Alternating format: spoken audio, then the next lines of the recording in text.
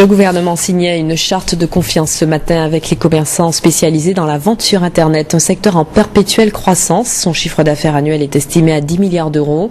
Il y règne un certain désordre, ainsi des particuliers gros vendeurs finissent par faire de ce loisir une activité commerciale non déclarée. Anne Bourse, Virginie Hertz.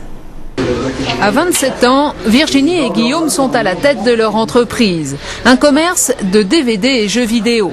Un commerce qui réalise la moitié de son chiffre d'affaires sur Internet. Leur aventure a démarré en 2003. À cette époque, ils travaillent tous les deux dans les assurances. C'était avant tout pour nous faire plaisir au début, et puis après, au bout d'un moment, ça a été... On a vu que c'était rentable, donc du coup, on faisait les vides-greniers pour revendre sur Internet. Et pour acheter de plus en plus de stock, en fait. Pour acheter de plus en plus de stock, pour revendre, et c'est comme ça que ça a pris une ampleur assez énorme, en fait. Au départ, ils fréquentent les sites de vente en ligne où tout le monde peut vendre n'importe quel produit.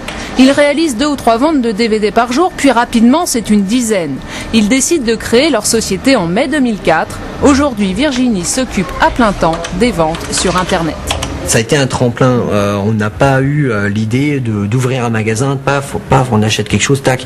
C'est Internet vraiment qui nous a permis de faire ça progressivement. La démarche de Virginie et Guillaume n'est pas isolée.